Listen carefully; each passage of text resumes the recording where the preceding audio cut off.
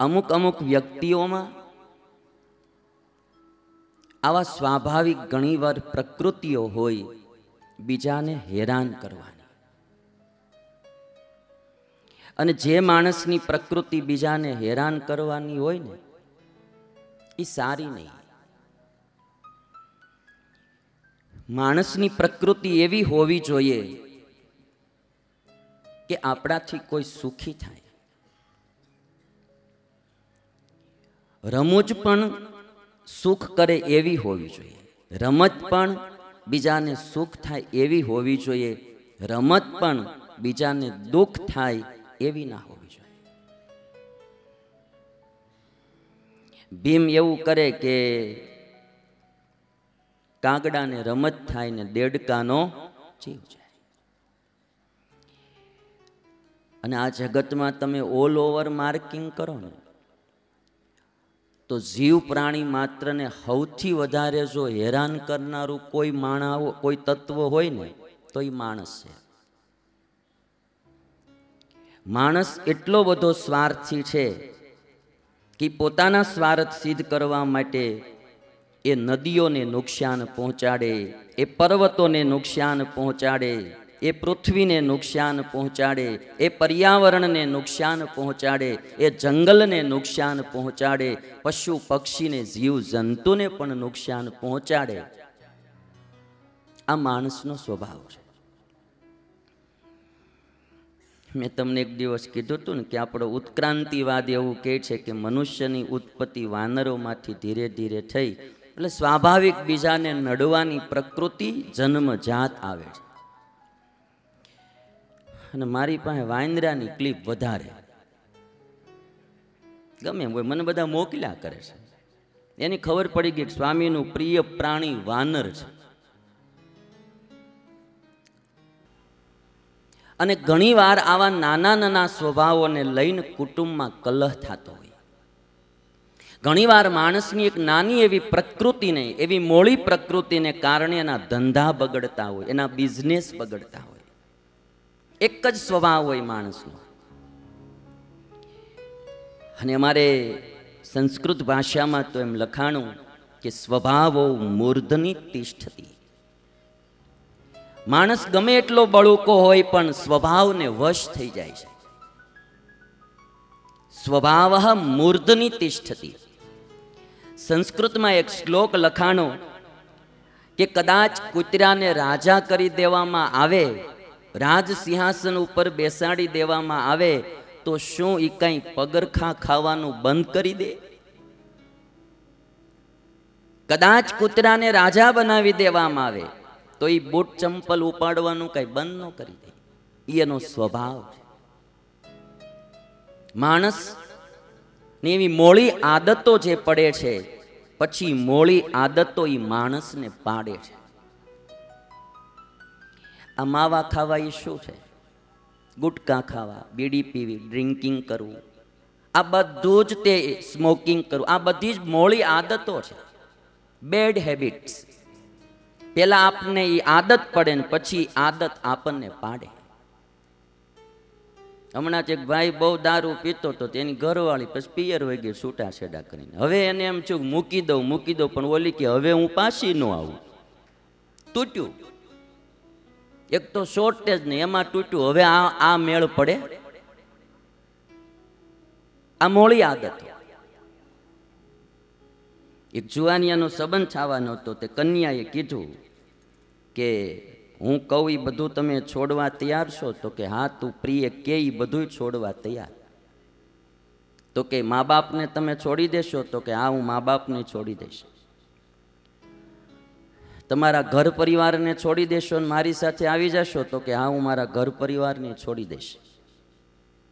અને પછી કન્યાએ એટલું કીધું કે તમે જે આ 135નો માવો ખાવ છો એ છોડી દેશો? તો કે બેન, જ્યાં તારી બા ઘરે બોલાવતી હશે.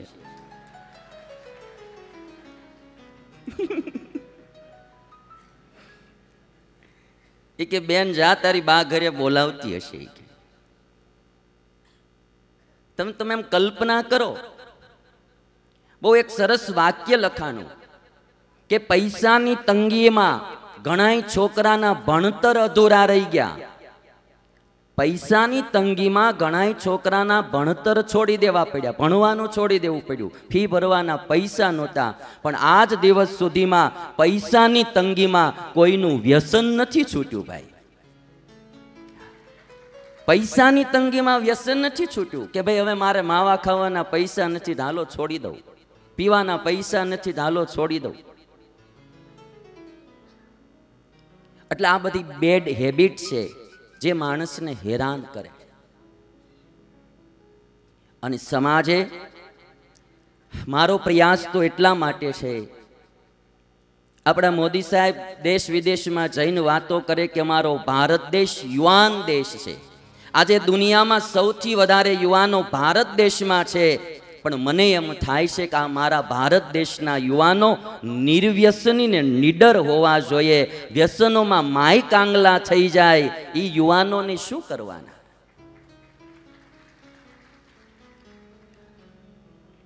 આજે કેટલો વ્યસનમાં આપણું યુવા ધન બરબાદ થઈ રહ્યું છે. એટલે આવી મોળી આદતો આપણામાં કંઈ પણ હોય તો એને છોડવાનો પ્રયાસ કરો. ભીમના જીવનમાંથી પણ તમે જોજો, ભીમ એટલું બધું આદર્શ પાત્ર ન થયું જેટલા યુધિષ્ઠિર થયા. શુક્રવાર કોઈ પણને હેરાન કરણી માણસ કોઈ દી સુખી ન થાય, એ કોઈના દિલમાં એનું સ્થાન ન થાય. પેલાના જમાનામાં તો બે જણા બેઠા હોય તો વાહેથી છેડા છેડી બાંધી દેતા. અમુક અમુક સ્વભાવો માણસના. તમને હું એક ક્લિપ બતાવું. એક જણો બિચારો ટ્રક પાસે ઊભો છે, એક જણો વાહેથી આવીને ખિસ્સામાં ફટાકડો નાખી ગયો, હાવ લેવા દેવા વિના. એટલે આ ક્લિપ હું તમને પાછો ફટાકડા મૂકવા નથી બતાવતો, પાછું તમે ધ્યાન રાખજો. આ હું તમને એટલે બતાવું છું કે આવું કંઈક કરતા હો તો બંધ થઈ જાજો. આવું કંઈક કરતા હો તો બંધ થઈ જાજો. વાલા ભક્તો, એવા આપણા મીઠા સ્વભાવ હોવા જોઈએ, મીઠી વાણી હોવી જોઈએ, મીઠો સ્વભાવ હોવો જોઈએ, નિર્વ્યસની સ્વભાવ હોય, નિર્દોષ સ્વભાવ હોય. પરિવારમાં બે દી બહાર જાય ને તો આખો પરિવાર યાદ કર્યા કરે, ક્યારે પાછા આવે, ક્યારે પાછા આવે. મીઠું મધુરું જીવન હોય, મીઠી વાણી હોય, મીઠું જીવન હોય, મીઠો સ્વભાવ હોય. અને વ્યક્તિ જ્યારે આ પૃથ્વી છોડીને જાય ને ત્યારે હજારોની આંખો હુકાય નહીં કે આવો હારો માણસ જતો રહ્યો. અને મોળા સ્વભાવ હોય, મોળી આદતો હોય, મોળી કુટેવો હોય, અને આપણે જાય ના લોકમાંથી લોકો રાજી થાય, ખારું થયું, ગો ગઈ, આમ કે. માટે ભીમના જીવનમાંથી આપણે શીખીએ, કોઈને હેરાન ક્યારે ન કરવા.